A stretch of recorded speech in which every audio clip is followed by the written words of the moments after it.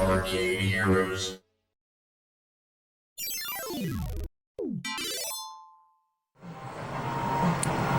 Greetings, it's Adam with ArcadeHeroes.com, and I wanted to thank you all for your many comments on the most recent video that I did, our retro arcade games viable in a modern arcade in 2022. And I've been trying to answer as many of those as I can, but might have missed a few, or a couple felt like, well, might warrant another video answer to get into more detail, and so that's what I'm here for, is an addendum. Also, thanks to everybody that's joined the channel by subscribing, so also appreciate that. Hopefully I can keep your interest up, but I do more than just talk about stuff at my arcade, and I tend to focus a lot on brand new games and whatnot, and getting arcade news out there, but either way, just wanted to address a few comments on that. Now, one thing I needed to emphasize is that I said in the video that where I was approaching this from was just as the perspective of how my arcade business model is. But I didn't say that retro arcade games are a failure everywhere, that there are different business models where they work out just fine. And I even provided one example, Galloping Ghost Arcade. Now, of course, in some ways they are an exception to the rule just because they're so massive, and they also have a focus on rare games, prototype games, stuff like that. And not everybody can do that, just, well, in part because there just aren't the numbers out there. Not every retro arcade can have, you know, the Primer Age 2 board or Hammer Away or anything like that. But just, again, in my business, I am like a traditional arcade. I don't have ticket redemption, I don't have food, I don't have anything else to supplant the income like some other arcades do.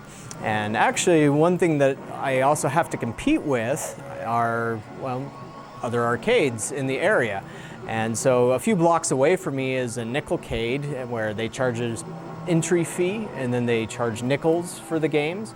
But actually right down the hallway, because I'm inside of a mall, but down the hallway is a giant, what we call FEC, a Family Entertainment Center. It's like a miniature theme park, multi-million-dollar facility, which has bowling and laser tag, and it has a bar, it has axe throwing, party rooms, but it also has a giant modern arcade.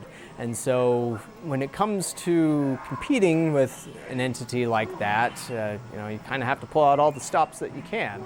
But it's still, the numbers are the numbers, and so I'm not disparaging classic games in any way. You know, obviously I still have them, but I'd like to add a little bit more detail as to, you know, why. You know, if these games aren't making a ton of money, why still own them? And so that's something that popped up in a few of the comments. Like, do they even cover their electricity? Well, I think they do, but sometimes there may be other games that earn more that supplant those. But one reason why I like to have classic games as well as pinball machines is the concept of indirect income. And to explain that, what it means is that it's very frequent that when somebody comes into the arcade they've never been in before, they're just looking for, say, one game. It's like, oh, I loved Marvel vs. Capcom, or I love Miss Pac-Man or the Addams Family. And if I happen to have the game that they're looking for, I don't always, but you know, sometimes I do, then they see that and they're like, oh, hey, I'm gonna play this. And then they'll play it a few times, but most of the time they'll see something else that interests them, their gaming tastes, whatever those may be. And so thanks to having a variety of games, various different genres, I'm able to hopefully capture the interest indirectly of different customers that come in. Now, yeah, sometimes there are people who just come in, walk around, don't see anything that they're interested in, and leave. You know, you can't have everything to please everybody unless you're Galloping Ghost Arcade. So that's a tough thing, but you still try to have this mixture so that you can cover your bases and hopefully get some indirect income. Now, it's impossible to track, like, how many games did somebody go and play because they came in for Miss Pac-Man. But that still is an important aspect, and so one thing that I see with these games right behind me, these are great for indirect income, because everybody knows Street Fighter or Mortal Kombat. I have a lot of interest in like King of Fighters 98, and so I'll often see guys come play those, but then they'll see another maybe fighting game that they like, or a different game that's here that they also like. And so that impact, while it doesn't show up on paper, it's still there. And so that's one reason why I do still carry these games, even though by themselves they may not earn a ton. Now, of course, sometimes there are games that just really don't do well, and so you just kind of have to get rid of them because they're not even really doing the indirect income, and that can be the more obscure stuff, like Pitfall 2 or Assault. But hope that provides some additional interesting insight there. Another thing that was brought up was what about 90s games, like 2D versus 3D? And so, well, all three of the machines standing behind me are 2D 90s games, and no, they're not breaking records or anything. They're still in the bottom half of earners, but they still applies to that indirect income concept. And now, when it comes to 3D versus 2D, I haven't had a ton of 3D 90s games. I've had a few. I have one right now that I just fixed and put back out onto the floor, which is Road Burners by Atari Games.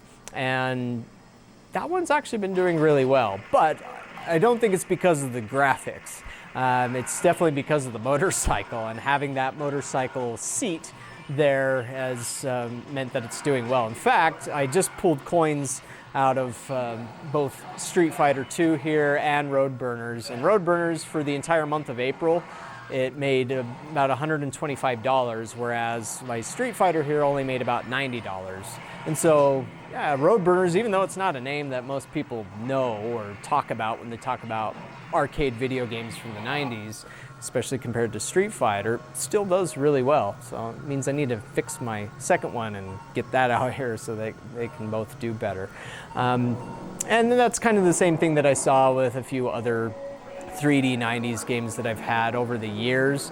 But it's always hard to say if they're totally worth having over something a little bit newer, just because the newer stuff does out earn it. Now, I know there's a few out there who swear by 90s games, and there's one that may be watching this, where I've seen him on Discord many times talk about where you should get this or that from the 90s, but it's like if it's even available, for one thing. I would love to get a Soul Calibur 2. I've been looking for one for a little while. But like Motocross Go, I don't know that I would get that over something newer like a Superbikes, just because Superbikes are known to do really well. But anyways, hope that provides a little bit of insight into that. Also had somebody asking about games or how my games did in 2019, which I had mentioned was the best year that I've ever seen in business. Now, again, to provide some background, I've been doing this since May 2008. Now, for those who may or may not remember, that was a month before the economy crashed. And so it was a huge, huge risk. I mean, it was already a risk to be going into this. I don't come from a wealthy family at all. We've always been more middle class, lower end middle class there. When I was growing up on my street, almost everybody had an NES. I never did. And I had the Atari 2600 when they were playing on the NES. And so just wasn't, just haven't had the money there. Now I was able to get an SBA loan, put together a business plan, presented that to a bank, and they liked it, and they gave me the go-ahead. And of course, being that I already had studied quite a bit about the arcade industry, had been writing about it on Arcade Heroes, talked with other arcade operators to get a real good feel for things, I took the plunge and got approved for a small SBA loan. was below $50,000, but it was enough to get enough equipment to get started. And now, to be honest, I don't know how I survived those times, because it was tough. And I do remember I was very, very close to having to close down, and then I probably wouldn't be here at this point. But we managed, we survived, and by whatever miracle it was, and even managed to survive the pandemic, which really was worse, because even today I'm still feeling the effects of that, and all the things that stem from that. So, yeah. But anyways, let's get to some 2019 numbers to kind of show you how the arcade performed before the pandemic screwed everything up. And so let's start with the bottom 5, and of course, these are all classic games, but I'm also going to throw in a few numbers from games that I mentioned yesterday on the 2021 video, or the other day, sorry. And so my worst performing game in 2019 was Warlords by Atari, which came out in 1980. It only made $4.50. Now, it was down for some part of the year, although I cannot remember exactly how much of the year it was down on. The monitor on it failed, and I still haven't fixed it. I really need to get off my butt and do that. But even when it was working fine, that was one of the first games that I had when I opened up, so I had it for years and years and years, but it always struggled. It would usually be making a single-digit amount of coins every single week, sometimes none at all. And so I think in part, even though it's a fantastic game, probably the best multiplayer classic game that there is, just people didn't know it. And so sometimes I had to or walk over and tell people, it's like, hey, check this out, when I noticed them kind of looking at it out of just morbid curiosity. But if I explained it to them, then they gave it a try and they loved it. And so the only times that I had bumps in the earnings was when I was able to convince somebody to do that. But yeah, it was a very poor performer. And then we had Knights of the Round by Capcom, which came out in 1991. It only made $27 that year. Interestingly enough, last year it did a lot better, although most of it made in December of last year, because I had some guy come out of nowhere that I'd never seen before, and he just pumped tons of coins into it. So he must have been a huge Knights of the Round fan. It's a fantastic game, but again, just not making a lot these days. And then we had Assault by Namco and Atari Games from 1988, I believe, and it only made $57, so again, it's still in the bottom, probably one I need to get rid of. Zaxxon by Sega. This was actually one of the first games that I ever had. Back in 2000, saw a newspaper classified and went and looked at all these games that were available, and I bought 1942 and Zaxxon, but Zaxxon wasn't working at the time. But Zaxxon always performed poorly, around $50, $60 a year, and so I just ended up selling it after 2019, but it only made $60 that whole year. And then for the 5th place was Primal Rage at $77.75. So again, that one too hasn't been doing too great. But some people brought up in the comments, oh, well, what about this game? I'm sure this game would do really well. Now again, depends on the location, depends on the setup of the arcade, but looking at these games, how they perform individually as opposed to collectively, like in a Galloping Ghost situation, I don't see them doing well, and I would be doubtful that they would do well anywhere else, even though they have the name. Now, the indirect income aspect may still apply to them, but still just they're not hauling in the cash. And so Joust is one that I had throughout all of 2019. It was down for about a month because of some board issue, which I can't remember now what exactly was the problem, but it made $81.50 in 2019 before I sold it off. Pitfall 2 did a little better that year. It made $86. Crystal Castles also did a little better. It made $90. The Centipede, which I have, which is actually Centipede, Millipede, and Missile Command combined into one. That was released in the early 2000s. It made $126. And then Space Invaders, which was at the bottom of my list in 2021, it made $146 when it was here because it was working fine. And so, yeah, there are fluctuations, but are these overtaking The brand new games, well, I'll get to that shortly. Now, my best classics of 2019 were the Addams Family with $1,144.75, followed by Street Fighter 2 Turbo right here at $1,034.75. Then Miss Pac-Man at $958.50. Donkey Kong at $847, and then Ultimate Mortal Kombat 3 again at $809. But compare these to my top 5. Cruise and Blast, number 1 at $17,090. Jurassic Park Arcade by Raw Thrills, $15,916.75. The Walking Dead at $13,419.75. Maximum Tune 5 by Namco at $12,264.50. And then Aliens Armageddon by Raw Thrills, quite a gap here, at $6,569. And so when you compare the new games and how they do to the old games, and you can see why I would call them filler. Again, I'm not disparaging the games themselves or saying that they're crap or anything. You know, obviously I still have them here. And like I said, big reason why I do is indirect income, but also, yeah, there is a personal thing to it as well. I love these games, but I know some people out there do too, and so that's why I still keep them around. But by the numbers, they're just kind of filling up space, because to give you an example, over the course of an entire year, what Street Fighter made isn't enough to cover 1 month's rent in this location. And so, yeah, that's where you may be calling me crazy for even having these here again, but I still think the indirect income part works.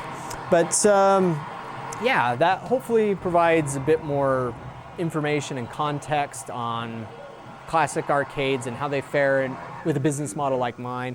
I know they tend to do really well with bar arcades, which there are many of those out there. And that's another thing too. I had one commenter come in with the typical "arcades are dead" sort of nonsense. And well, they might be dead in your particular area, but that doesn't mean that they're dead everywhere. There's still manufacturers making new games, which I cover here on the channel. And I've been able to survive through tough times. Now, with the pandemic, yeah, a lot of places did close, but a lot of places have been opening too. If you go to arcadeheroes.com and go to the search bar and type in Location Watch, well, that will pull up a bunch of different stories that I try to do monthly, highlighting brand new locations that are opening their doors. Now, in recent times, I've seen a lot more movement on the international scene for new arcades overseas, but there's still plenty that I've found out about here in the United States, and there's no way that I'm finding out about all of them. Sometimes I've only found out about some new arcades like a year or more after they opened, and so I try to get as many as I can and highlight those, but you know, it's really difficult because it's generally a local news story as opposed to a national or an international one. Another thing that I wanted to bring up was from 2 videos ago, how do arcade operators determine what they're going to buy? And the indirect income aspect plays into it, but also your general experience. That's something that I kind of forgot to touch on. And so an example of that is I used to have a couple of Fast and Furious Supercars games at my arcade, and then Cruise and Blast was announced. Now, it wasn't a really hard decision to make in that regard because the game is so similar, it's made by the same manufacturer, where it's like, well, they can't do worse than Supercars can, I would assume, and so I'll go ahead and get these and replace my Supercars. And that worked out really well. In fact, they earned a lot better than I expected. They earned a lot better than Supercars ever did, and so that was a great buy. And so I know of other arcade operators which do this too, and so that's where oftentimes brand plays a big role in your purchasing decisions, but also just variety. And so you want to have a good variety of games here, and this plays back into the indirect aspect that I talked about, as if you had an arcade that was nothing but racing games, then that wouldn't have much of an appeal, not much of a broad appeal at least. or just shooting games or just fighting games. And now I do know that there have been some specialty arcades out there where they do focus a lot on, like, say, fighting games and whatnot. And in Japan, that also can be more common. But at least for what I've been able to make work in my business model, again, no food or anything, and a big competitor down the hall, I think having a good variety of machines, a good mixture, has been a benefit as opposed to a detriment. And so now, of course, you also have to be careful about having too many of the same thing, because then they start to compete with themselves. And so there have been times where it looked like my light gun games were starting to hurt each other instead of help. Or one more recent example is I got Minecraft Dungeons Arcade last year, and I had a Teenage Mutant Ninja Turtles, the 2018 version by Raw Thrills here. And soon after I got Minecraft, Ninja Turtles started doing quite poorly. And so I took it up to my other location, and it started doing better again.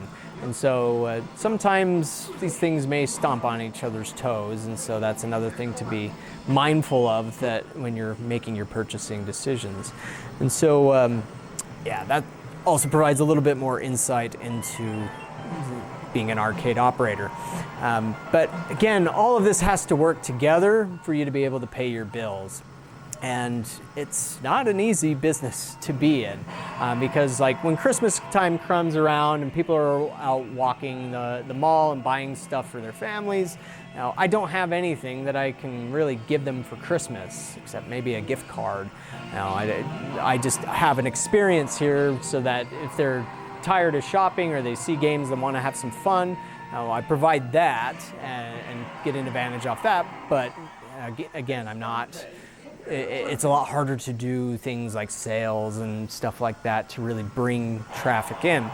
And along those lines, it's, there's just so many costs that you have to handle. And so my games are my bread and butter. And so it's important that I have things that make enough money so that I can stay open.